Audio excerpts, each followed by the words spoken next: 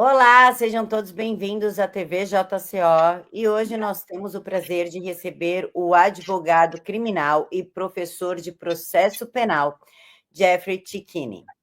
Ele que é advogado do Tenente Coronel Azevedo, envolvido no tal do suposto golpe, né, doutor? Bom dia, seja bem-vindo. Bom dia, Camila. Prazer imenso estar aqui. Pode deixar o doutor de lado. Estamos aqui entre amigos. Prazer imenso estar aqui no Jornal das Cidades. Essa audiência sempre muito qualificada. Obrigado pelo convite. Fiquei lisonjeado. Nós que agradecemos, doutor, o senhor ter aceitado para falar conosco. Deixa o doutor de lado, Jeffrey. Isso. Depois de quase um ano atrás das grades, a Débora finalmente está em casa com os filhos. Como ela está? Eu vi uns vídeos do senhor falando sobre ela e o que podemos esperar desse processo. Então, eu tenho feito uma análise jurídica do caso. Sou advogado, criminalista e professor de processo penal. E o caso da Débora virou um estudo de caso do direito e do processo penal. Porque, primeiro, no ponto da correta aplicação da lei, está aplicada erroneamente. O que Débora praticou, né, podemos dizer assim, né, dai a César o que é de César, o que a Débora praticou é um crime ambiental de pichar, podemos dizer assim, um monumento público. Um crime que, se entenderem ser um crime, aquele batom, é um crime que não admite prisão, Camila. Crime ambiental não admite sequer um dia de prisão. Então começa por aí a injustiça quanto a Débora. Estão dizendo que Débora praticou um crime de atentado contra o Estado democrático de direito. Mas que democracia frágil essa, né? Um batom atentar contra uma democracia. Batom não é arma, batom não tem potencialidade, a conduta da Débora não tem qualquer potencialidade de praticar aquela tentativa. Por isso que virou um estudo de caso. Se fizer uma análise comparativa das penas que se aplicam como regra no Brasil a fatos ilícitos, é completamente díspare, né, Camila? Você tem traficante sendo condenado a pena de tornozeleira eletrônica com 6 anos de condenação. Você tem homicídio com pena de 6 anos. Você tem roubo com arma de fogo, apenas de 5 anos. E a Débora, que passou um batom numa estátua há 14 anos. Então é um assunto mais falado no nosso meio criminal. O ponto processual da Débora é sobre a prisão e a liberdade dela. Débora está em casa, mas infelizmente o que eu tenho que dizer é que me parece que a liberdade da Débora, é assim que diz, ela é momentânea. Porque veja, o processo da Débora não acabou. E por que o processo da Débora não acabou? Porque o Fux, o ministro Fux, ele pediu vista. O que significa isso? Ele quer melhor analisar a pena da Débora. Isso significa que o julgamento ele é suspenso. Então ainda estamos na fase processual. Durante o processo, Camila, admite-se essa prisão domiciliar. Porque a Débora está em uma prisão preventiva, que a gente chama de prisão provisória, durante a fase processual. Essa prisão preventiva ela pode ser convertida em prisão domiciliar, que é o caso, quando a processada mulher tem filhos menores de 12 anos. Aí admite-se a prisão domiciliar. Acontece, Camila, que se Débora for condenada em definitivo a pena superior a 8 anos, ela volta para a prisão, porque daí a condenada em definitivo a pena superior a 8 anos, não cabe essa prisão domiciliar. Então o Fux tem até 90 dias para devolver o processo. Ele devolvendo o processo, teremos a condenação em definitivo da Débora. Débora volta para a prisão. Então, a discussão grande processual em cima do caso da Débora está em torno disso. A lei que aplicaram a ela. Então, não é crime de tentativa de golpe, é um crime ambiental, cuja pena não admite prisão. E essa liberdade domiciliar da Débora, ela é momentânea. A Débora está correndo seríssimos riscos de voltar em breve à penitenciária, Camila. Doutor, além da Débora e centenas de casos, nós também temos em destaque o caso da Giovana, que é uma gaúcha que sequer esteve nos atos, não participou de nada. Ela chegou à noite em Brasília para fazer um tour, né? Ela veio com ônibus, não sabia o que estava acontecendo e acabou sendo presa. Ela está grávida de 8 meses.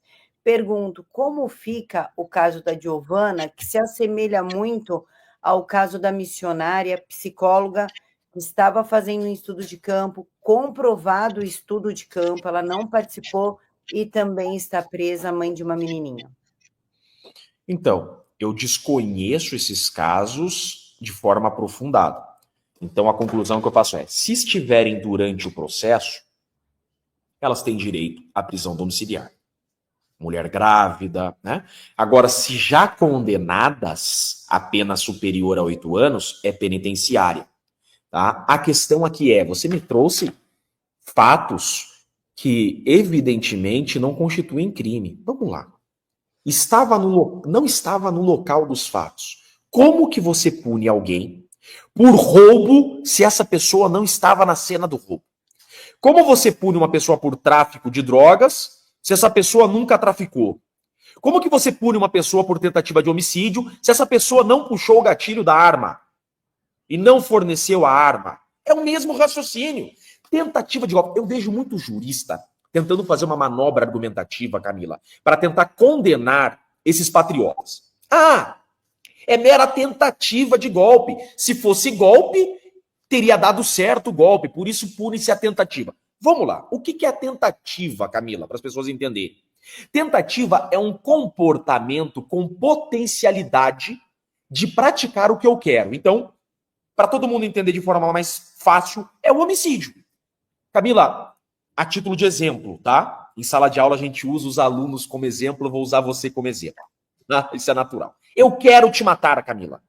Eu olho no fundo do teu olho e eu falo, Camila, eu vou te matar porque é o que eu mais quero na minha vida.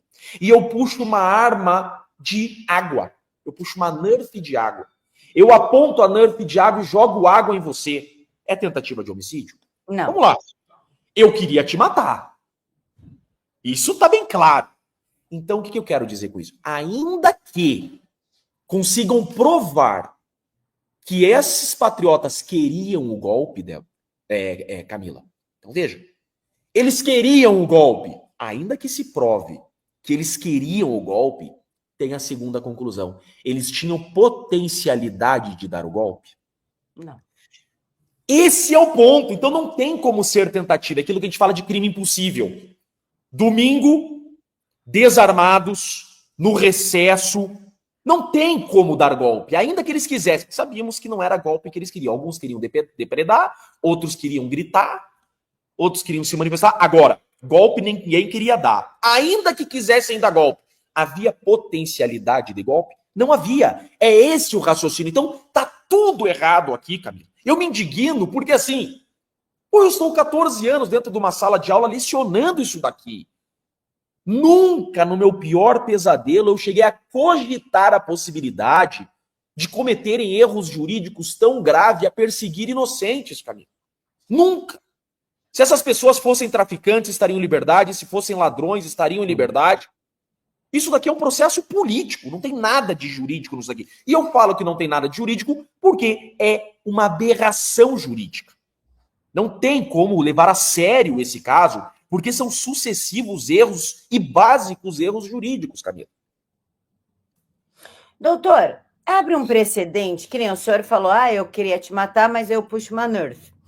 Essa decisão do Supremo de estar prendendo todo mundo por uma vontade, o que quer que seja isso, abre precedente para que se prenda isso que o senhor, pessoas que, se eu falar, postar na internet, que vontade de matar minha prima, abre precedente para que eu seja presa, já que eu senti uma vontade e falei sobre isso? Já abriu, cara. Já abriu. Tem pessoas que já tomaram busca e apreensão por fazerem postagens na rede social. Eu queria o fulano morto. Eu queria o fulano pendurado. Já abriu precedente. Eles já destruíram o direito. É por isso, Camila, que eu estou revoltado com a classe dos advogados. Eu estou revoltado. Por quê? Como esse processo é político e a classe da advocacia a maioria dos advogados são de esquerda, muitos estão aplaudindo esse processo. Porque, por uma visão ideológica, são inimigos ideológicos sendo processados e punidos. Nós sabemos disso. Então estão aplaudindo, muito legal, golpistas. Estão comemorando porque, por um interesse ideológico partidário, selecionaram esses patriotas como inimigos políticos e querem que eles se ferrem. Essa é a verdade. A questão, Camila, é que esse processo vai acabar. Uma hora ou outra vai acabar. E novos processos surgirão. E novos processos que tenham ou não relação com esse caso. A questão é, o direito já faliu. Agora, se essas ilegalidades perpetuarem e ocorrerem em outros futuros processos, a classe da advocacia não tem como combater isso e gritar contra essas ilegalidades. Por quê? Porque elas foram aplaudidas outrora. Então agora vocês estão questionando ilegalidades que vocês aceitaram? Eu falava isso na era Lava Jato. Veja, na Operação Lava Jato, eu fui chamado de petista, eu fui chamado de esquerda. Quando eu questionei inúmeras vezes, enquanto professor de processo penal, algumas atitudes do MPF e do juiz Sérgio Moro. Por diversas vezes, se fizeram retrospectos de postagens minhas, eu questionava prisão para forçar delação, eu questionava condução coercitiva, e aí vinha, seu petista, imagina eu petista. Absurdo. Porque eu estava defendendo o direito. Então, o meu compromisso enquanto jurista, tá, é não colocar em hipótese alguma questões ideológicas à frente da minha honestidade e compromisso com a defesa do direito e da correta aplicação da lei. Então, não poderia a classe da advocacia, os juristas como um todo, estarem aceitando as arbitrariedades que estão ocorrendo, porque isso vai gerar, como você disse, precedente. E depois não haverá, Camila, como gritar, porque virou um precedente. Doutor, o senhor também representa o tenente-coronel Azevedo, né? Faz parte ali dessa estrutura imaginária do golpe. O senhor pode falar um pouquinho sobre o processo? Claro que sim, Camilo. O Azevedo é uma tristeza, é de partir o coração. É um cara que tinha tudo para ser um comandante do exército. Você tem noção o tamanho do cara. Era um cara cotadíssimo para ser comandante das forças especiais, cotadíssimo para ser general, um cara extremamente respeitado. Ele é um força especial, Camilo. O que significa isso? A elite da elite do exército brasileiro. É cara que treina policiais do BOPE do Rio de Janeiro, para você ter noção. A qualidade do cara. Então é infantil você imaginar que esse cara não conseguiu pegar um táxi, que esse cara queria um golpe e ele não conseguiu dar um golpe. Camila, esse cara ele entra numa casa sem o alarme disparar. Ele atira de fuzil 762 a 1 quilômetro de distância. Com um fuzil de precisão, ele atiraria num ministro dentro da Suprema Corte sentado numa cadeira dentro da Suprema Corte a 1 quilômetro. Se esse cara quisesse matar alguém, essa pessoa estaria morta. E não há no Brasil quem impedisse isso. O que fica claro que ele jamais quis isso. Mas pera lá, Jeff. Você está dizendo que teu cliente é um potencial assassino. Não. Meu cliente é um cara muito bem treinado para defender a Constituição e o Estado brasileiro. E no dia que estão dizendo que ele quis matar alguém, era aniversário dele, ele estava em casa comemorando com a sua família. Ele não esteve no local que dizem que ele estava, e eu provei isso. E as provas que eu trouxe não foram suficientes. Que processo é esse? A Polícia Federal pediu a prisão dele, dizendo que ele estava na casa do Alexandre de Moraes dia 15 de dezembro. Então veja, a Polícia Federal fala, o tenente-coronel Rodrigo Bezerra Azevedo, o cara mais treinado das Forças Armadas, estava nas redondezas da casa do ministro Alexandre de Moraes no dia 15 de dezembro. Ele é preso. Qual prova, Jeffrey? Nenhuma. Só esse argumento, que ele estava lá. Tudo que eles têm. Eu venho, Camila, eu trago provas. Eu trago provas. Eu falo, vocês estão equivocados. Nota fiscal da janta que ele comprou. Nota fiscal do Rappi. Prova de que o celular dele estava em Goiânia a 3 horas da casa do Alexandre de Moraes. Eu trouxe provas que na hora que eles estão falando que ele estava nas redondezas da casa oficial do Alexandre de Moraes, ele estava a 3 horas dali em Goiânia. Imagina. Eu trouxe provas. A Polícia Federal desconsiderou as provas, a PGR desconsiderou minhas provas e ofereceu denúncia e ele continua preso. Com provas de que é falsa a informação que ele estava nas redondezas da casa do ministro Alexandre de Moraes. Eu pergunto, como combater isso, Camila? Para quem recorrer? Se é a suposta vítima que está analisando meus pedidos de liberdade. Imagine, Camila, uma pessoa é acusada de tentar te matar. E eles olham para você e falam assim, o que fazer, Camila? Você fala, aplique a lei do talião. Olho por olho, dente por dente. Óbvio. Você pergunta para a vítima qual é a justiça que ela quer a lei do talião. É olho por olho, dente por dente. Por isso que esse processo é absurdo. Porque quem está ditando as cartas é uma pessoa que quer punir seus algozes. Agora, querem punir seus algozes? Punam. O tenente-coronel Rodrigo Azevedo não é algoz de ninguém. Esse cara não tem qualquer participação, não tem uma interceptação telefônica contra ele, não tem nada. O Mauro Cid, que é um delator criado, sequer cita o nome do tenente-coronel Rodrigo Bezerra Azevedo. Doutor, pela qualificação que o senhor falou do tenente-coronel, então ele fazia parte do Kid Preto? Kid Preto, eu explicar para o pessoal. Muita gente fala do Kid Preto. Sabe o que é Kid Preto? Kid Preto é o seguinte. Quando criaram as forças especiais, forças especiais é a elite da elite. Tá? Então são pouquíssimos forças especiais. O cara tem que ser tudo para poder fazer o curso de forças especiais. Tá? O comandante dos forças especiais apelidaram de Kid Preto. Tá? Por causa do gorro. Aquele ali é Kid Preto. Mas é o comandante. Então o apelido que se dava para o comandante. Por quê? Para não falar nome. Entendi? Você não fala o nome da pessoa, é o Kid Preto. O Kid Preto é o comandante. Só que daí começou a popularizar no meio da tropa. E todos os FE, Forças Especiais, acabaram virando Kid Preto. É assim que surge o apelido Kid Preto. Entendeu? São as Forças Especiais. Então, sim, o Tenente-Coronel Rodrigo Azevedo é um Kid Preto, tá? Popularmente falando. Então, um Kid Preto, com toda essa qualificação, cotado para subir de cargo e tudo. Como é que, partindo do princípio, tá?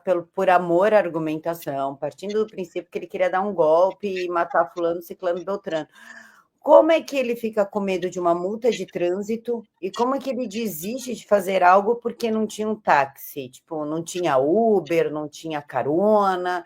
O senhor consegue explicar essa tese da multa do Detran e de não ter táxi? Essa da multa não se atribui a ele. Essa da multa se atribui a um outro militar, tá? Que estaria com o carro particular e teria mensagem de cuidado com... Acho que tomei uma multa, mas não é o Rodrigo Azevedo. É outro militar. E a história do táxi, eles atribuem a todos, dizendo que não conseguiram pegar um táxi no dia. Assim, é infantil. Eu não consigo explicar tamanha infantilidade. Veja, a gente mora no Brasil, um país que infelizmente não tem a segurança da Suíça, né, que nós queríamos que tivesse. Eu sou advogado criminal. Eu já vi o pior do ser humano eu já vi, né? Eu vejo o pior do ser humano diariamente. Qualquer noia nesse Brasil compra uma moto piseira, tira a placa e mata alguém com um revólver enferrujado. Qualquer usuário de crack, despreparado de chinelo de dedo, se quiser matar alguém, consegue matar. Né? Agora vocês vão me dizer que o cara mais preparado, um cara que consegue entrar num morro do Rio de Janeiro, de paraquedas. Um cara que consegue escalar o morro do Rio de Janeiro para fazer uma operação de madrugada, com visão noturna, não conseguiu pegar um táxi. Vocês estão brincando com a nossa cara. Exatamente, doutor. É aí que entra, partindo do princípio que o Judiciário Brasileiro, o STF, Supremo Tribunal Federal, ele tem por obrigação defender a Constituição Federal e interpretar as leis aplicada à sua melhor forma, está transformando a nossa Constituição no enredo da Netflix? Como o senhor vê essa postura toda do Supremo? A vaidade é meu pecado predileto, né, Camila? Tudo começou com uma vaidade de querer aparecer. Tudo começa com a criação da TV Justiça. O problema da justiça brasileira começa com a criação da TV Justiça. Começam a televisionar as sessões do STF por vaidade.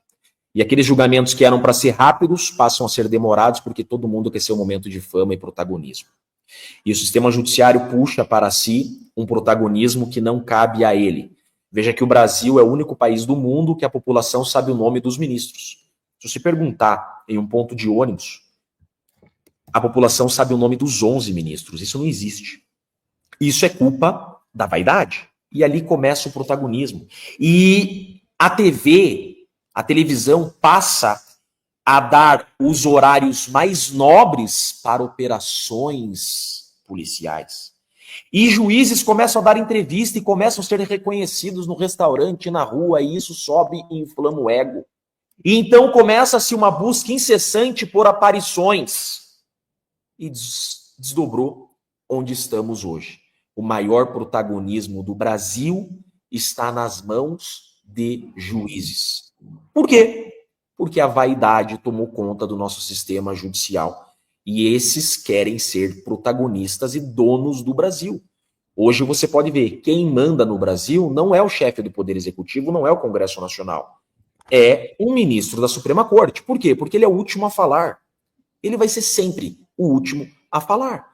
Então, o Brasil se acabou na vaidade. A vaidade tomou conta do sistema judicial. E agora, como retroceder? Tem que recomeçar tudo. Tem que refazer a política judiciária brasileira.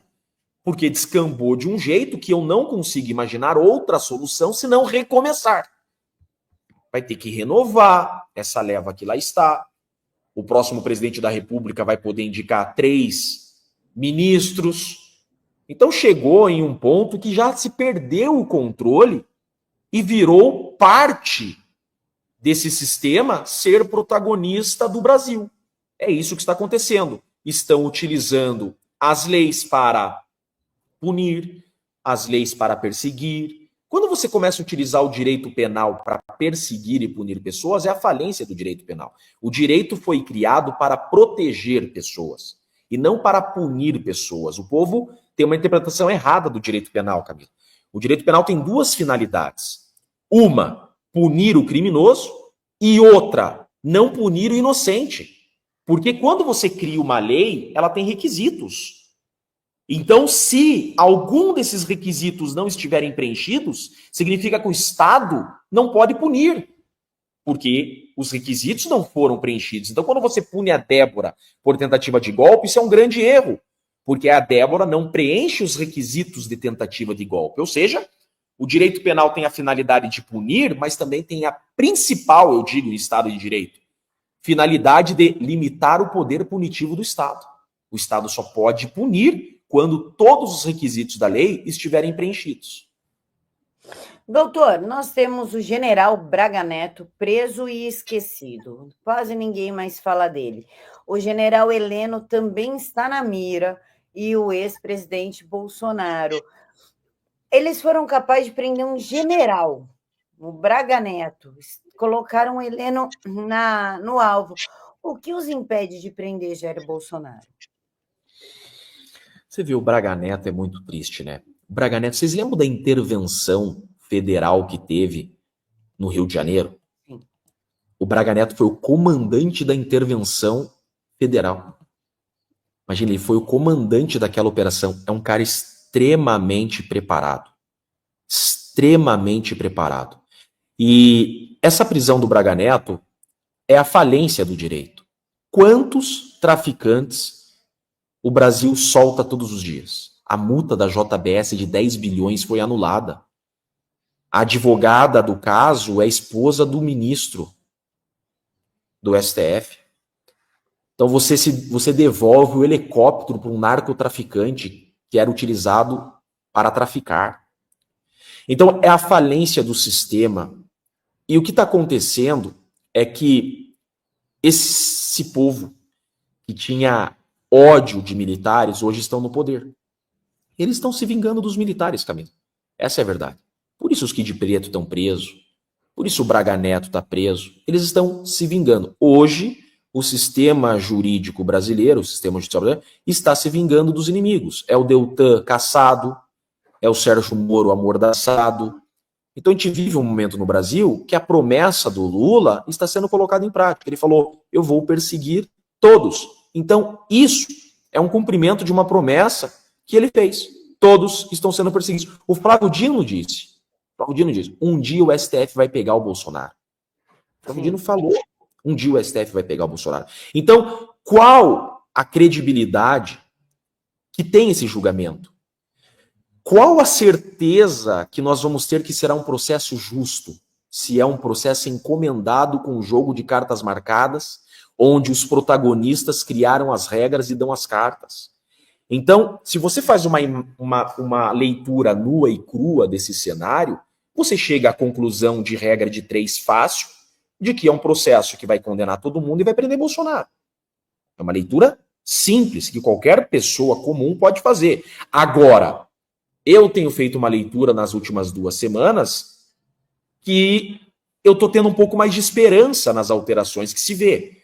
Eu percebo que está havendo uma implosão desse processo. O Fux trouxe ânimo a todos. Por quê? Porque esse processo, com essa sede de punir, sede de perseguir, sede de condenar, ele ultrapassou alguns limites intransponíveis e está expondo de forma desmedida a própria Suprema Corte. Há alguns ministros dentro da Suprema Corte que estão incomodados com isso porque querem preservar a imagem da Suprema Corte em certa monta, como Barroso, como Fux, como Gilmar Mendes. São ministros que, apesar dos apesares, eles se preocupam com a imagem passada, presente e futura da Suprema Corte. Eles viram que está desandando demais. Meu, Augusto Cury fazer um vídeo para falar a favor da Débora e anunciar uma injustiça na Corte Máxima do país. Então, assim, não precisamos jogar a toalha. A leitura que se faz é das piores. Agora, me parece que esse processo está numa descendente, está implodindo, está enfraquecendo, e eu tenho a esperança que esse cenário possa mudar e que esse processo está fadado ao fracasso ante os exageros que ocorreram, que acabaram prejudicando as estratégias iniciais. Eu percebo que o trem deles saiu do trilho. Inclusive, doutor, o trem deles saiu do trilho, o senhor falou também em credibilidade. As câmeras, Flávio Dino sumiu com elas. Isso não é obstrução de justiça? Não descredibiliza o andamento do processo penal? Como assim, Camila? Explica, faz de novo, refaz a pergunta, por favor. O Flávio Dino sumiu com as câmeras. Inclusive dentro das câmeras do 8 de janeiro, no Ministério da Justiça.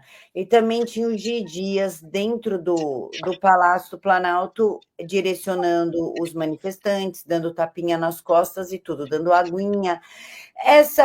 A parte de ninguém falar nada do G. Dias e do sumiço das câmeras, não é obstrução de justiça, já que essas imagens poderiam absolver muita gente? Claro que sim, Camila. Isso é obstrução da justiça. Por isso que eu indiquei o G. Dias como testemunha. Na minha defesa, eu indiquei. O G. Dias tem que ser ouvido, né? E eu indiquei o Flávio Dino como testemunha também. O Flávio Dino não poderia ser o juiz nesse caso, não só porque ele já fez pronunciamentos contra o Bolsonaro, não só por isso. A lei diz o seguinte: o Flávio Dino ele esteve pessoalmente no local dos fatos. Ele era a autoridade máxima da segurança pública do país e ele esteve pessoalmente no Planalto. O que isso significa? Significa que ele, como foi o chefe máximo daquele apuratório, ele não pode ser o julgador, por questões óbvias. Aquele que investigou não pode julgar. Aquele que é vítima não pode julgar. Então, esse é um ponto. O outro ponto é, de 183 câmeras, 181 sumiram. Pera, isso é muito grave. Sumir uma câmera é grave. Sumir 98% delas? Isso é obstrução da justiça, isso é crime. Isso tinha que ser apurado. Cadê o apuratório disso? Então, eu arrolei o ministro Flávio Dino como testemunha, primeiro, porque ele era a autoridade máxima da segurança pública, né? E outra, tem muito a explicar. Nós queremos saber. Cadê essas imagens? Então, assim, é um processo sem qualquer credibilidade. Eu tenho brincado, né? A gente brinca, a gente ri para não chorar, mas vai pro Guinness Book, né?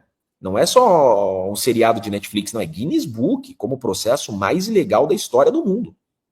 Com toda certeza. Inclusive, doutor, o deputado federal Zucco, ele entrou com um pedido de habeas corpus coletivo para o pessoal do 8 de janeiro. Qual que é a probabilidade disso dar certo? Eu adoro o Zuco. Sou fãzaço do Zuco. O Zuco é um cara honesto, é um cara correto, é um cara firme. Nossa, eu tenho adjetivos e sobra aqui para elogiar o Zuco. E decisão acertada dele. Muito boa, estratégia certíssima. A questão é que quem vai julgar esse caso são pessoas mandadas por um sistema criado, um sistema diabólico criado para perseguir inocentes. Então, uma ação fadada ao fracasso, porque não é um processo jurídico. Se fosse um processo jurídico, eu ia falar que a chance de ganhar é muito grande, porque são 500 inocentes condenados. Juridicamente, é sucesso essa ação. Agora, politicamente, fadada ao fracasso. Doutor, a gente pode dizer que Donald Trump, com a Majestic, a lei Majestic, está conseguindo conter um pouco os avanços dessa ditadura? Porque nós estamos vendo aí alguns ministros recuarem, como, por exemplo, Alexandre de Moraes. Olha só, eu pouco conheço dessa lei. Isso é direito internacional, eu não atuo nessa área. Então, tudo que eu sei desse assunto é que eu fico ouvindo especialistas, né? Ninguém sabe tudo. Eu pouco conheço desse assunto. Também pouco entendo dessa parte política. A questão é, me parece óbvio que o Donald Trump tem como pauta combater as ditaduras latino-americanas, tanto que o ministro que ele colocou, um cubano, tem isso como principal pauta, né? O senador que ele colocou como secretário, lá eles chamam de secretário de Estado, o que é ministro de Estado aqui no Brasil. Então me parece que ele tem sim como pauta esse combate. E essas atitudes do Donald Trump, inclusive processar o CPF do Alexandre de Moraes, sem sombra de dúvidas, é um passo para conter esse totalitarismo que ele falou que conteria. Agora veja que o Donald Trump ele está tomando os cuidados jurídicos necessários. Existe uma regra no direito internacional que é você não invadir a soberania de outro país. Então o Donald Trump não está processando o Brasil. O Estado americano não está contra o Estado brasileiro. Não é uma guerra entre soberanias. Não. Veja que o Donald Trump CPF está processando o Alexandre de Moraes CPF para respeitar a soberania do Brasil. É o Brasil que está querendo comprar briga e guerra com os Estados Unidos, colocando, por exemplo, a AGU para defender o CPF Alexandre de Moraes. Então, está muito claro que, sim, Donald Trump quer conter esse totalitarismo. Agora, eu afirmar para você que ele está tendo êxito seria prematuro da minha parte, mas indícios de que ele está tendo êxito há. Por exemplo, assessores do Alexandre de Moraes foram embora. O Fux já começou a se pronunciar. Obviamente, é uma soma de fatores, eu vejo assim, sabe, Camila? Eu vejo como uma soma de fatores. É um desgaste da imagem da Suprema Corte, é uma ameaça externa, é o povo gritando, é uma soma de fatores. Eles foram cercados, esse totalitarismo foi cercado a ponto de tem tantas frentes contra esse totalitarismo e contra esses ditadores que está enfraquecendo o sistema deles. Isso é óbvio, é nítido. Então não é só a ação do Donald Trump, é uma soma de fatores que está fazendo com que essa ação perca força. E isso é óbvio, está perdendo força e me parece que estão recuando sim. Por isso eu digo, esse processo atingiu o ápice, já está numa descendente, está perdendo força, eu acredito que vai fadar ao fracasso. Não existe no Brasil, ou melhor, não existe na história do mundo uma tirania que dure para sempre, Camilo. Então, isso aqui vai durar para sempre? Não vai. Não vai durar para sempre. Isso vai acabar. E o Brasil, o povo já deixou muito claro que não vai aceitar que vire uma Cuba. O povo não vai aceitar que vire uma Venezuela. Então, há ditadores que queiram o controle, mas não vai ser fácil para eles e não está fácil.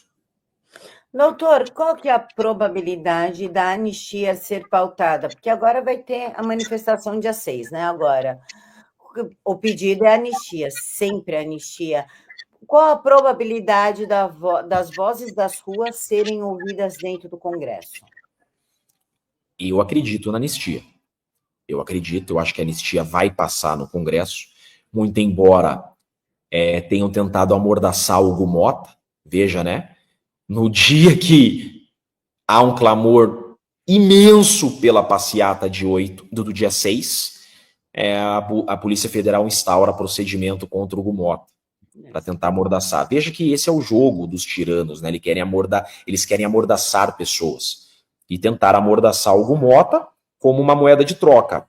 Ou você esquece a anistia, ou nós vamos dar andamento nesse inquérito contra você, Hugo Mota. Isso é nítido. Isso é um jogo antidemocrático. Isso sim é antidemocrático, né? Agora, a pressão vai ser tanta pela anistia que o Hugo Mota vai ser vencido. Claro que ele tem que pautar, ele é o presidente, essa é a função do presidente, pautar o projeto. Se o Hugo Mota não pautar o projeto não passa. Mas eu acredito que a pressão popular e a pressão dentro da casa será tão grande que a anistia vai passar. Tá? Mas a anistia é importante explicar para o povo que a anistia é um projeto de lei, tá? É um projeto de lei qualquer. Então um deputado apresenta, um senador apresenta e isso vai para debate. Aprovado esse projeto de lei nas duas casas, que chamamos de Congresso Nacional, isso vai para o presidente da República sancionar ou não. Tá? Isso que é um projeto de lei. O presidente da República sancionando o projeto de lei, ele vira lei oficialmente. Ele vetando, volta para o Congresso e o Congresso pode derrubar o veto. Tá? Derrubando o veto, vira lei. E aí estão todos anistiados. A questão é, o cenário que está nesse tabuleiro criado é que, ainda que o Congresso aprove esse projeto de lei, ainda que o Congresso supere eventual veto, o STF, ao final de tudo isso, tem a caneta para dar a última decisão e o STF pode declarar, ao final de tudo, essa lei inconstitucional e não valer de nada. Entenda que hoje, o formato da política judicial brasileira, o sistema judicial brasileiro, ele tem um direcionamento que o STF fala por último sempre. Por isso que eu digo que tem que ser revisto esse sistema de justiça brasileiro, porque quem fala por último entre os três poderes é o STF, ou seja, quem tem mais força, quem fala por último. Então, se o STF não quiser essa anistia, o STF dá uma canetada no final de tudo e diz que é inconstitucional. Então, eu acredito que passe no Congresso, mas nós sabemos que a leitura que se faz hoje é que o STF vai tornar essa lei inconstitucional e não vai valer de nada.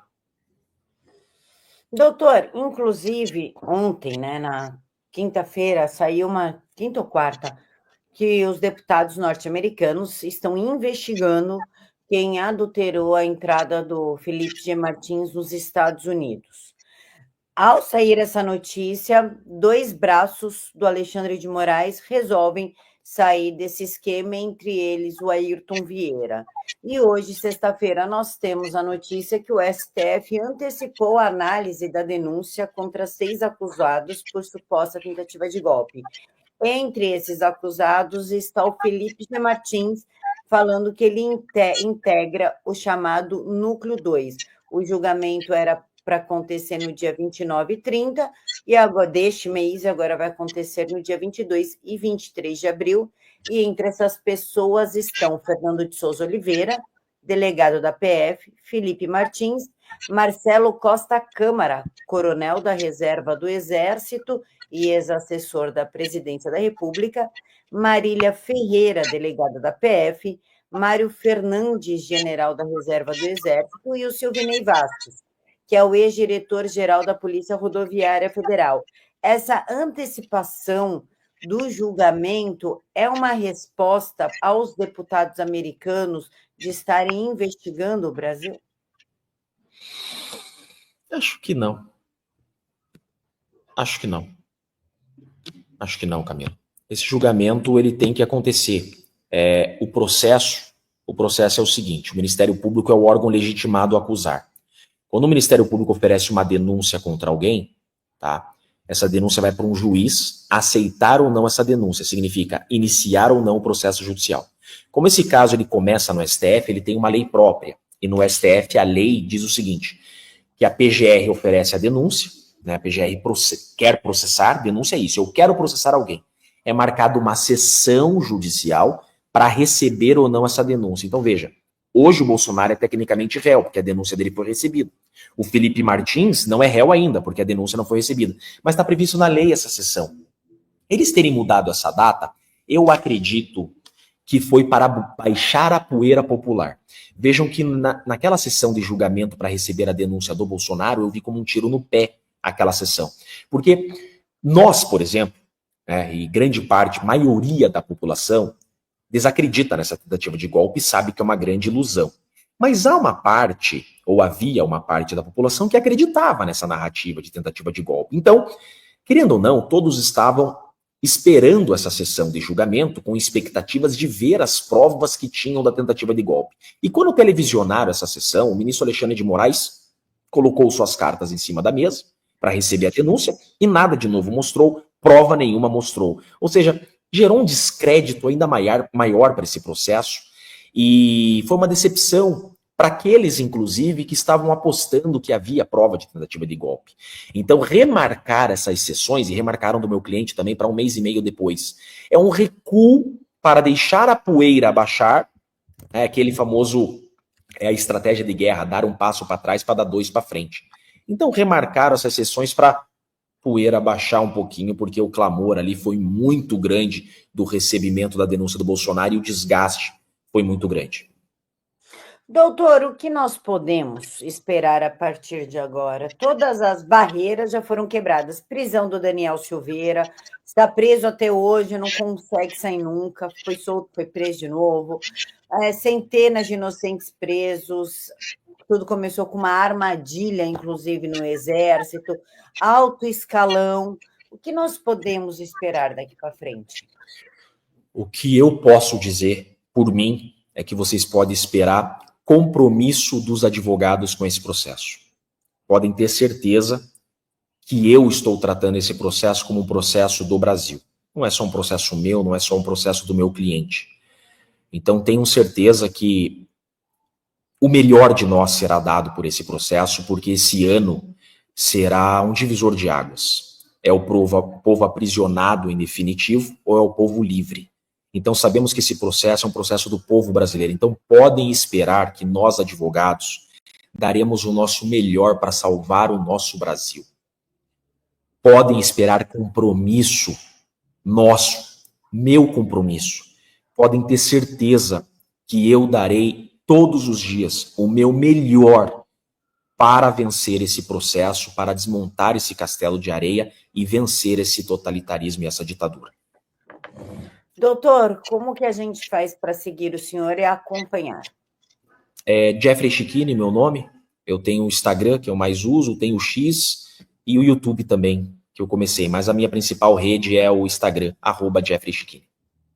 Doutor, eu quero agradecer em nome do JCO, em nome da nossa audiência, a sua presença hoje. Foi um prazer imenso conversar com o senhor. Camila, eu que agradeço. É sempre um grande prazer estar aqui. E eu tenho utilizado desses canais porque hoje precisamos de pessoas como você, Camila, desse jornal sério, a propagar a informação verdadeira e honesta. Se ficarmos nas mãos da imprensa tradicional, ficaremos algemados. Então jamais iremos desistir. Sempre que me convidarem, eu darei um jeito na minha agenda de estar aqui, porque o povo precisa saber a verdade, porque o poder emana do povo. E eu respeito isso. Um grande abraço, Camila. Abraço, doutor. Muito obrigada. Essa foi mais uma entrevista exclusiva da TV JCO. E se inscreva no canal, ative o sininho, curte e compartilha para não perder as próximas. Prometemos trazer os melhores e maiores nomes para que você fique sempre bem informado. Obrigada e até a próxima.